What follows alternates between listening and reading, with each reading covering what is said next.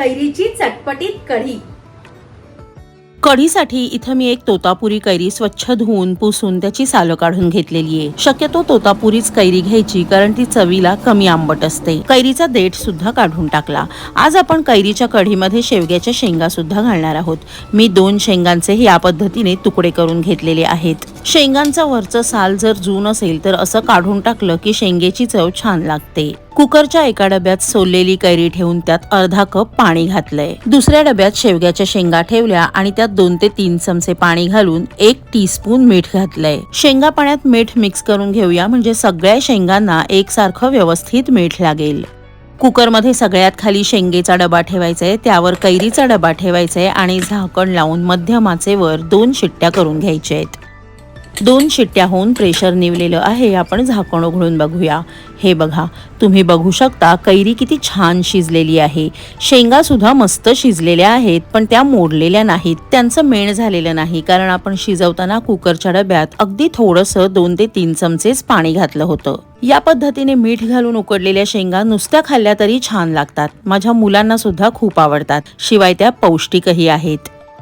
उकडलेल्या कैरीचा सगळा गर काढून ती ज्या पाण्यात उकडली त्या पाण्यासह गर मिक्सरच्या भांड्यात काढला। कैरी उकडलेलं पाणी फेकून द्यायचं नाही। यातच घालूया 1 इंच आल्याचा तुकडा आणि 6 ते 7 हिरव्या कंच तिखट मिरच्या, 1.5 ते 2 टेबलस्पून हरभऱ्याच्या डाळीचं पीठ म्हणजेच बेसन सुद्धा घालूया। 2 टेबलस्पून ओल्या नारळाचा चव घालायचंय। ओल्या नारळाचा चव नसेल तर सुक्या खोबऱ्याचा कीस घातला तरीही चालेल। पाणी न घालता याची गंधासारखी गुळगुळीत पेस्ट करून घेतली। चला आता कढी फोडणीला घालूया।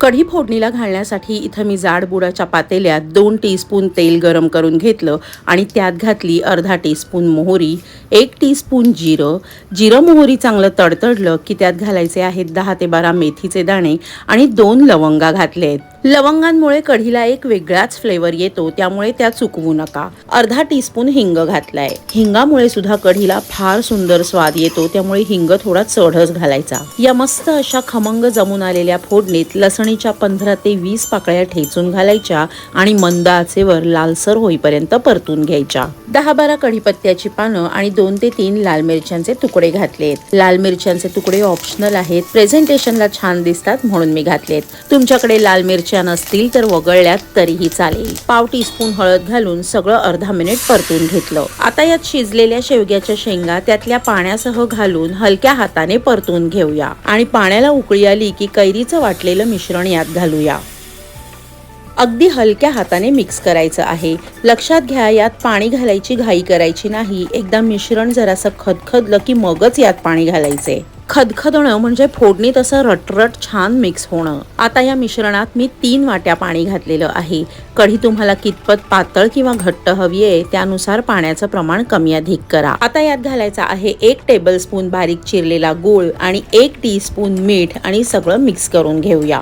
गुळाऐवजी तुम्ही साखर घातली तरीही चालेल। आता गॅसची आच मोठी करून याला पहिली दणदणीत उकळी काढायची आहे। दह्याची कढी जशी बऱ्याच वेळा फुटते तशी कैरीची कढी कधीही फुटत नाही। शिवाय करायला सोपी आहे, झटपट होते आणि कैरीचा सीझन सुद्धा सुरू आहे, त्यामुळे एकदा तरी या पद्धतीने कढी ट्राय करून बघाच। मोठ्या आचेवर कढीला पहिली उकळी फुटल्यानंतर गॅसची आच मध्यम केली आणि मध्यम आचेवर कढी 5 मिनिटं उकळून घेतली।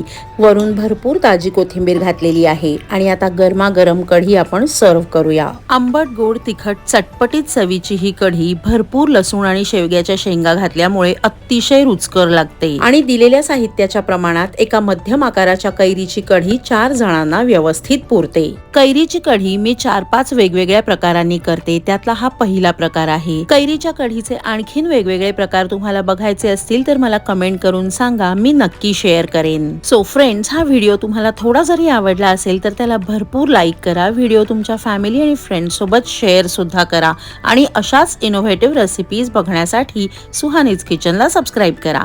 भेटूया लवकरच एका नवीन रेसिपीसह, पण तोपर्यंत बाय बाय।